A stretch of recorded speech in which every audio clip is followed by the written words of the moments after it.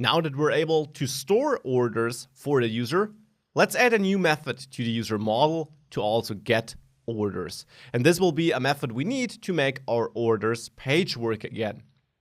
Now, getting orders is pretty straightforward.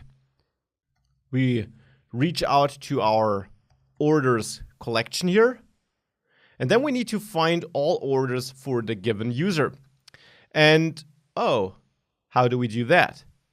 Well, there's one thing which we forgot, right, when adding orders. Our orders right now contain the content of the cart, but no information about the user to which they belong. And that is something we need to change first of all. So let's pause getting orders for now, and let's tweak our add order function here. We insert one order, and right now the order is only our cart. Well, this is not the entire truth, right? We also need information about the user.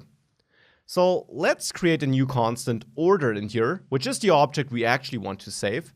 And in there, we certainly want to have the items. So we want to have the cart items in there. That is for sure. But we also want to have some information about the user. And for this, I'll add an embedded document where I add the ID. And here, I want to create a new object ID based on this ID, so on the ID of the user we're working with.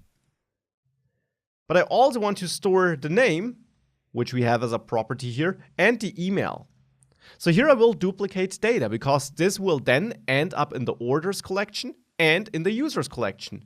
But I don't care too much about this because the data I have in here, the user data I have in here, might change for sure, but it doesn't need to be updated on all the orders. Because if you had like processed and open orders, for all processed orders, you wouldn't care too much if the user email changed because you might not need to touch it there.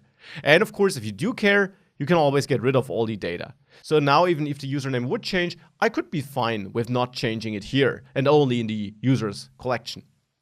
I also want to store more information about my products, by the way, because right now, my items are really just the product IDs.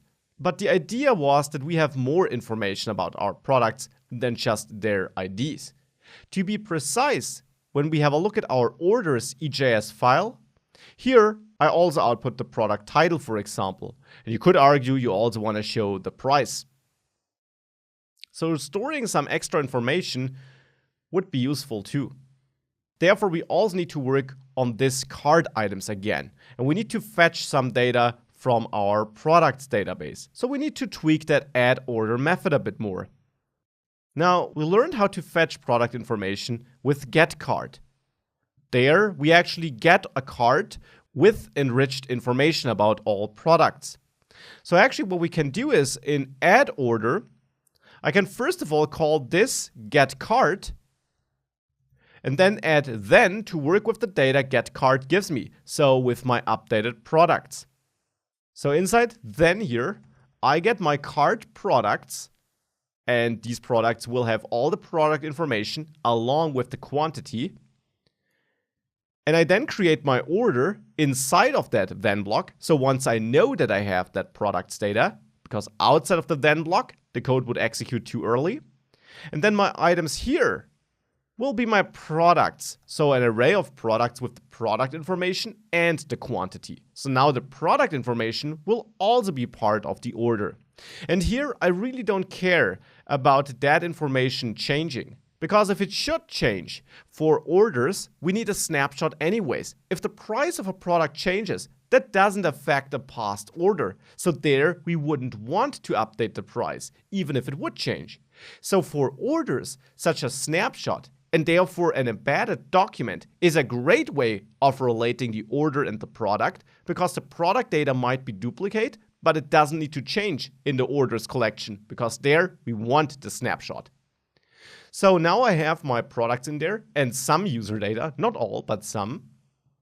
And now I'll take my insertion code here and move that into this then block after my const order thing and move this then block up. So now the order is, we get the cart, which is essentially an array of products. We create an order with that data.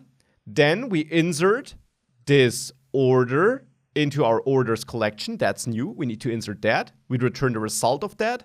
And then here, we know that we were successful with inserting this and we clean up our existing cart. With that, let's test this.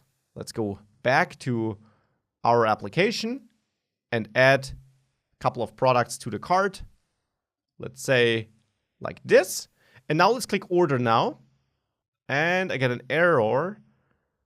Yeah, because I need to return the result of this add order thing so that outside of add order, to be precise in my controller, I can call then on that. So that needs to change. So let me go back to my cart here. It's actually deleted because we did write it to the database. So if I do update orders, we actually can see it there. This was our old order. We can delete that with the trash icon here. The second document is the new order we just added. And there you see items indeed does have all the enriched product information, the snapshots of our products, and the quantity in there. And we have some user data. So this works. And now with that little change I just made, let's also see if that works again. If I order now, yeah, now we get no error. So now we can work on that cart page and on getting our order information.